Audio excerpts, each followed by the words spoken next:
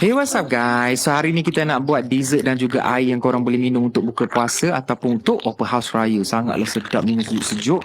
Jom kita start. Okay, first kita buat yogurt fruit cocktail. Okay, untuk yang ni korang potong buah naga.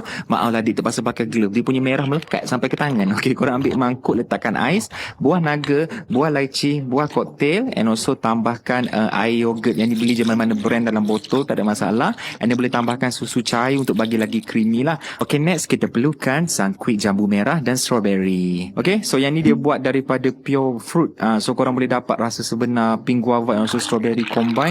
Masam-masam tu sangatlah sedap. Okay, so korang campurkan sangkuit tadi, tambahkan lagi buah. Kalau tak cukup boleh adjust lah, nak lagi creamy tambah lagi susu cair. Depends yang mana korang nak lah. Yang ni perfect untuk hidang sebagai dessert selepas buka puasa ataupun boleh buat untuk open house raya nanti. Okay, alright, next kita nak buat orange apple asam boy. So untuk yang ni korang potongkan apple hijau. Tak payah potong cantik-cantik sebab kita memang nak blend. So masukkan air and blend sampai dia hancur lumat cantik macam ni. And kita ready untuk serve. So korang ambil jug, lepas tu letakkan ais and kita perlukan sangkuit orange. Yang ni OG daripada zaman KA kecil lagi.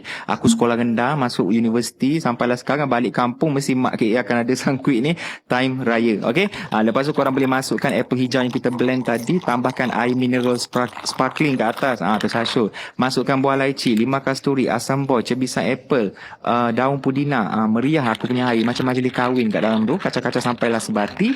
And now ready untuk kita serve. Okay, so yang ni rasa dia very macam-macam refreshing.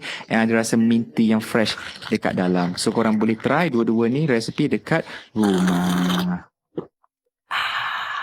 So jangan lupa try dua-dua resipi ni. Nak buat buka puasa boleh, nak buat open house raya pun boleh juga. Okay, hey, what's up guys? So hari ni ada dua menu air refreshing yang KA nak buat. Walaupun cuaca tengah panas sekarang, imagine lah sejuk-sejuk lalu kat tekak. Sabar, belum waktu berbuka lagi.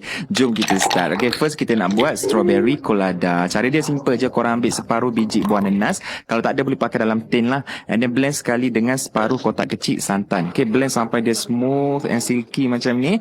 Lepas tu kita boleh start serving. Okay, simple je. Korang ambil jug, letakkan ais, masukkan ketulan nenas, and kita perlukan F&N strawberry. Yang ni air wajib kalau ada kat rumah time raya. Tetamu datang tak tahu nak hidang apa, senang. Ambil air F&N, boleh goes well dengan limau, boleh daun pudina, semuanya tak ada masalah. Okey, lepas tu kita letakkan air strawberry tadi, lepas tu kita masukkan kita punya blended nenas dengan santan tadi ke atas, and korang akan dapat air strawberry yang refreshing dicampur dengan elemen nenas yang so creamy daripada santan kita buat tadi. Okey, yang ni membest rasa macam duduk tepi pantai. Okay, next kita nak buat asam boy soda. Yang ni kena masak-masak sikit tapi senang je. Korang ambil gula Melaka sikit, lepas tu 5 kasturi, nak potong separuh boleh, potong bagi atas sikit pun boleh. Korang didihkan sekali dengan asam boy. So masukkan air, didihkan sampai kita punya 5 kasturi dah lembut, and then asam boy tu pun dah jadi sirap dah. Okay, next korang ambil jug, letakkan kita punya ais kat dalam, and masukkan kita punya asam boy reduction tadi, and kita perlukan F&N ice cream soda. Okay, yang ni memang sangat refreshing. Kalau strawberry tadi goes well with everything, ice cream soda ni lagi lah.